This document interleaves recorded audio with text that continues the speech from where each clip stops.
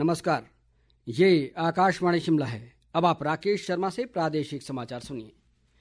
केंद्रीय स्वास्थ्य मंत्री जगत प्रकाश नड्डा की अध्यक्षता में चंबा में आकांक्षी जिला कार्यक्रम के प्रभावी क्रियान्वयन के लिए एक समीक्षा बैठक आयोजित की गई। बैठक में विधानसभा अध्यक्ष कुलदीप सिंह पठानिया, सांसद हर्ष महाजन और राजीव भारद्वाज विशेष रूप से उपस्थित रहे।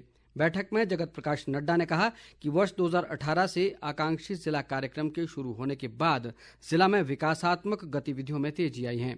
उन्होंने विभागीय अधिकारियों को योजनाओं की रूपरेखा तैयार करने में सभी जनप्रतिनिधियों की भूमिका सुनिश्चित बनाने के निर्देश दिए। उन्होंने जिला में स्वास्थ्य सेवाओं को सुदृढ़ बनाने के लिए जिला प्रशासन को विशेष कार्य योजना तैयार कर राज्य सरकार के माध्यम से स्वास्थ्य मंत्रालय को भेजने को कहा।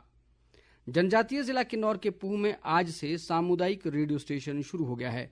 भारतीय सेना की ओर से प्रदेश में पहली बार सामुदायिक रेडियो स्टेशन स्थापित किया गया है। सेना की सूर्या कमान के general officer commanding in chief lieutenant general Anindya Sen Gupta ने इसका शुभारंभ किया।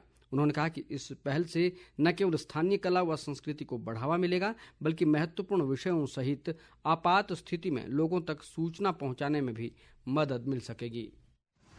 ये कम्युनिटी रेडियो स्टेशन किन्नौर की जनता के लिए खोला गया है ताकि अगर कोई आपदा हो जाती है या कोई इमरजेंसी हो जाती है तो हम जल्द से जल्द हमारी जो भी सूचना है इसमें प्रदान कर सकें। रोजमर्रा की जिंदगी में भी ये मीडिया आपके लिए वह सब सूचना लाएगा जो कि इंटरनेट ना होने के कारण, रिमोट होने के कारण आप लोगों को नहीं मिलती। और कोशिश की जाएगी सिविल एडमिनिस्ट्रेशन की तरफ से जो भी इनिशिएटिव्स लिए जा रहे हैं, फार्मिंग हो, कोई टूरिज्म एक्सपीडिशन हो, ये सब प्रोग्रामों की सूचना भी इसमें दी जाए। विपक्ष के नेता जयराम ठाकुर ने राज्य सरकार पर मंडी में शुरू किए गए सरदार पटेल विश्वविद्यालय के साथ भेदभाव करने का आरोप लगाया है।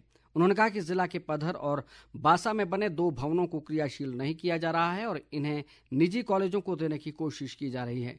जयराम ठाकुर ने कहा कि मंडी में विश्वविद्यालय प्रदेश की जरूरतों के अनुसार खोला गया था, लेकिन वर्तमान में मुख्यमंत्री द्वारा इस विश्वविद्यालय की अनदेखी करना दुर्भाग्यपूर्ण है।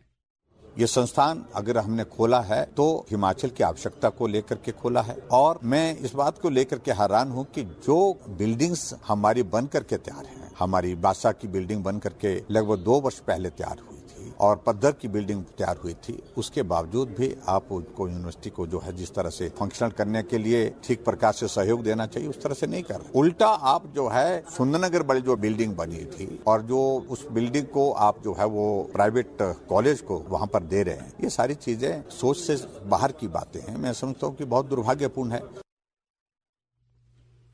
भारतीय जनता पार्टी ने वक्फ संशोधन अधिनियम के लाभों के बारे में लोगों को जागरूक करने के लिए आज से एक राष्ट्रव्यापी अभियान वक्फ सुधार जन जागरण अभियान की शुरुआत की है।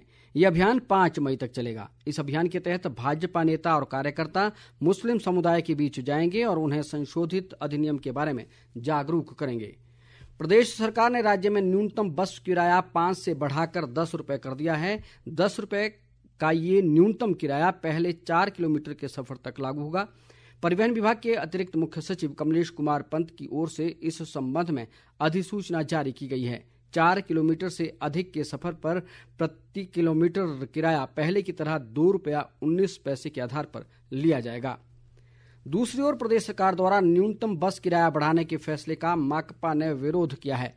पार्टी सचिव संजय चौहान ने कहा कि प्रदेश में रेलवे लाइनों और अन्य परिवहन साधनों के अभाव में बस सेवा ही एकमात्र परिवहन का साधन है। ऐसे में आम जनता, विशेष रूप से किसान, मजदूर और छात्रों पर किराया वृद्धि का विपरीत असर पड़ेगा। पार्टी ने सरकार से जनहित में इस फैसले को तुरंत वापस लेने की मांग की है। मुख्यमंत्री सुखविंदर सिंह सुक्खू ने वित्त विभाग को 30 अप्रैल से पहले लोक निर्माण विभाग, जल शक्ति विभाग और अन्य विभागों के ठेकेदारों के बकाया भुगतान करने के निर्देश दिए हैं। शिमला में वित्त विभाग के साथ बैठक में उन्होंने हिम केयर योजना के अंतर्गत IGMC Shimla, PGI Chandigarh, Tanda medical college के लंबित बिलों के भी जल्द भुगतान के निर्देश दिए।